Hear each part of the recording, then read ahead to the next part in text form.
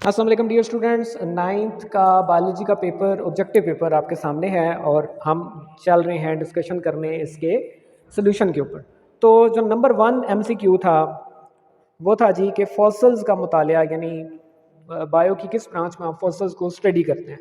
तो right answer था हमारे पास पैलेंटोलॉजी। बहुत सारे बच्चे इसको ठीक करके आए होंगे क्योंकि ये ब्रांचेस में से जस्ट एक एमसीक्यू पूछा गया।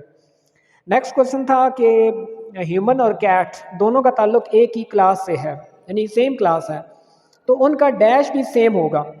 तो इसका राइट आंसर था हमारे पास फाइलम जो है वो दोनों का सेम होगा। जो हायरार्की ऑफ क्लासिफिकेशन था उसके अंदर आपको, अगर आपने याद किया हो तो आपको पता होना चाहिए कि दोनों का फाइलम जो है वो सेम है। थर्ड क्वेश्चन के अंदर पूछा जा रहा है कि कॉलोनियल ऑर्गेनाइजेशन किस किंगडम की एक यूनिक कैरेक्टरिस्टिक है। तो इसका राइट आंसर था प्रोटिस्टा। नेक्स्ट हमारे पास क्वेश्चन आता है जी कि प्रोटीन सिंथेसिस कहाँ पे होता है। तो ये बहुत आसान था, सारे बच्चों ने ठीक ही किया होगा। राइबोसोम इसका करेक्ट आंसर था।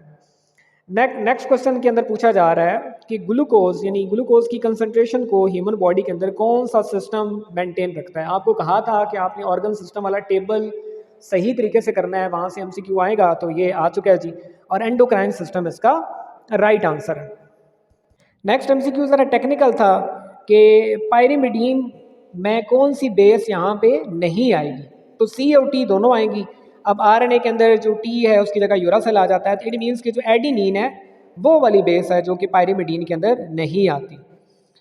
नेक्स्ट क्वेश्चन का आंसर हमारे पास, आंसर को पहले देख लेते हैं कि आंसर जो है वो मैसेंजर आरएनए यानी एमआरएनए था। और उसकी डिटेल ये है कि मैसेंजर आरएनए के ऊपर कोड्स होते हैं, यानी कोडांस होते हैं, जिनको टीआरएनए के ऊपर जो एंटी कोडांस होते हैं वो रीड करते हैं। तो messenger RNA was the right answer कि प्रोटीन सिंथेसिस किस तरतीब से होगी, यानी कोड्स किस तरतीब से आएंगे, तो मैसेंजर आरएनए जो है वो उसका रिस्पॉन्सिबल होता है। नेक्स्ट क्वेश्चन अगेन थोड़ा मुश्किल एमसीक्यू पूछा है कि आपके पास NADH जब इलेक्ट्रॉनिक ट्रांसपोर्ट चेन में से गुजरते हैं तो वो कितने ATP मॉलिक्यूल्स देते हैं। तो NADH 3 ATP मॉलिक्यूल देते थे, जबकि FADH2 जो है वो 2 ATP मॉलिक्यूल देते थे। तो इसका जो राइट आंसर होगा वो होगा 3 ATP, यानी NADH 3 ATP के मॉलिक्यूल्स देते हैं जी। नेक्स्ट क्वेश्चन हमारे पास कि फोटोसिंथेसिस जो है उसका जो लाइट डिपेंडेंट रिएक्शन है वो कहाँ पे होता है। तो बहुत आसान, थाइलाकॉइड मेम्ब्रेन के अंदर आपको बताया था कि जो डार्क है वो स्टोमा में होता है और थाइलाकॉइड में लाइट डिपेंडेंट रिएक्शन होता है। लाइट इंडिपेंडेंट स्टोमा में और लाइट डिपेंडेंट थाइलाकॉइड में। तो थाइलाकॉइड जो है उसका राइट आंसर है। नेक्स्ट हमारे पास है जी बहुत आसान कि फूड जो है वो किसकी मदद से ट्रांसपोर्ट होता है। तो फूड जो है वो फ्लोएम की मदद से ट्रांसपोर्ट होता है। ये तो बहुत आसान एक एमसीक्यू था।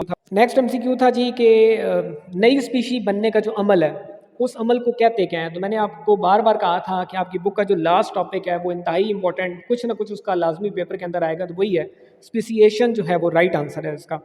अच्छा, लास्ट क्वेश्चन हमारे पास आता है जी टिश्यू कल्चर वाला कि टिश्यू कल्चर में जो सबसे पहले पेरेंट प्लांट यूज़ किया जाता है उसको कहा जाता है जी एक्स प्लांट। तो x plant is the right answer. तो ये था जी आपका तमाम ऑब्जेक्टिव का सोल्यूशन। उम्मीद है कि आप बच्चे इन आंसर्स के साथ अपने आंसर्स को टैली कर लेंगे। चैनल को लाइक और शेयर करते रहें और इसके साथ जुड़े रहें।